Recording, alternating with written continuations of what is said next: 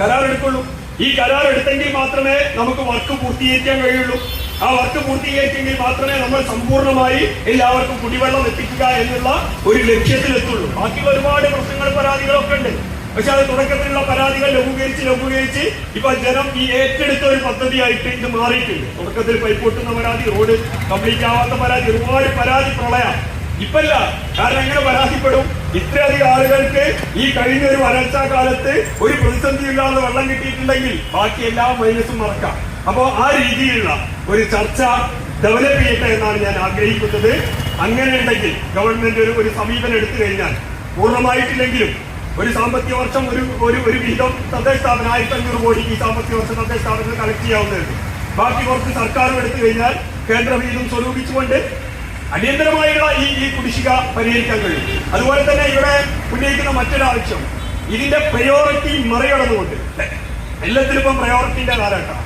പഞ്ചായത്തിൽ സോഫ്റ്റ്വെയർ ഒക്കെ ആദ്യം സമർപ്പിച്ച അപേക്ഷക്ക് ആദ്യം സേവനം, അതാണല്ലോ ക്വാളിറ്റി എന്ന് പറഞ്ഞാൽ ഒരു ഓഫീസിന്റെ.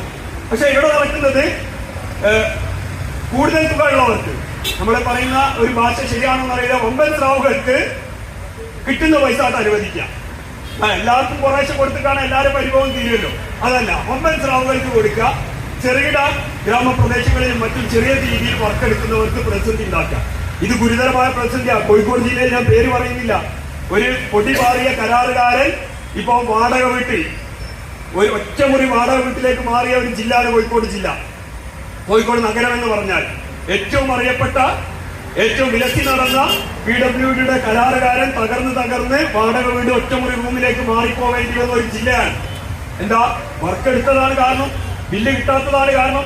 അതുകൊണ്ട് ഗവൺമെന്റ് ഇതിനെ നിസ്സാരമായി കാണാൻ പറ്റില്ല. ചിലപ്പോൾ കരാറുകാരുടെ എണ്ണം കുറവായിരിക്കും. പിന്നെ പൊതുസമൂഹത്തിന്റെ ഒരു കാഴ്ചപ്പാടുണ്ടല്ലോ, കരാറുകാരല്ലേ അവർക്ക് കിട്ടാത്തതല്ലേ എന്നുള്ള ഒരു കാഴ്ചപ്പാടുണ്ടാവും. അതായിരിക്കും ചിലപ്പോൾ സർക്കാർ ലാഘവത്തോടുകൂടി കാണുന്നത്. ഇതിനൊരു മന്ത്രി ഉണ്ടല്ലോ, ഈ കാര്യം കൈകാര്യം ചെയ്യാൻ ജലവിഭവ വകുപ്പ് മന്ത്രി ഉണ്ടല്ലോ. മാത്രമല്ല, ഈ പദ്ധതി പൂർണ്ണമായി ഇംപ്ലിമെന്റ് ചെയ്ത് കഴിഞ്ഞാൽ ഈ വെള്ളക്കരത്തിലൂടെ സംസ്ഥാന സർക്കാരിന്റെ വരുമാനം എത്രയായിട്ടാണ് വർദ്ധിക്കാൻ പോകുന്നത്? എത്ര അധികം വർദ്ധിക്കാൻ പോവുകയാണ്? വരുമാനത്തിലാണല്ലോ ഗവൺമെന്റ് പാടുപെടുന്നത്. അപ്പൊ ഇപ്പൊ അതും കൃത്യമായിട്ട് നടക്കുന്നില്ലല്ലോ. വെള്ളം കിട്ടാത്തവർക്ക് വെള്ളം കിട്ടിയില്ല എന്നുള്ള പരാതി, കിട്ടിയവർക്ക് ബില്ല് കൂടിപ്പോയി എന്നുള്ള പരാതി ഉണ്ട്. കുറെ ആളുകൾ അതിനേക്കാൾ ബില്ലേ കിട്ടിയിട്ടില്ല, എവിടുന്ന ബില്ല് കിട്ടാന്ന് ചോദിച്ച് നടക്കാം. അപ്പൊ ഒരു മൊത്തത്തിൽ നാഥനില്ലാത്ത ഒരവസ്ഥ ഉണ്ട്. അതിന് പരിഹാരം കാണണം. അങ്ങനെ പരിഹാരം കാണുന്ന പക്ഷം മാത്രം നമുക്ക് ലക്ഷ്യത്തിലേക്ക് നീങ്ങാൻ സാധിക്കുകയുള്ളൂ. അതുകൊണ്ട് ഈ വിഷയത്തിൽ കരാറുകാര് ഒറ്റക്കാണ്, അല്ലെങ്കിൽ ജനങ്ങളിൽ നിന്ന് മാറിയിട്ടുള്ള ഒരു വിഭാഗമാണെന്ന് കരുതണ്ട. ജനപ്രതിനിധികളൊക്കെ തന്നെ, ഞാൻ ഒറ്റക്കാണ്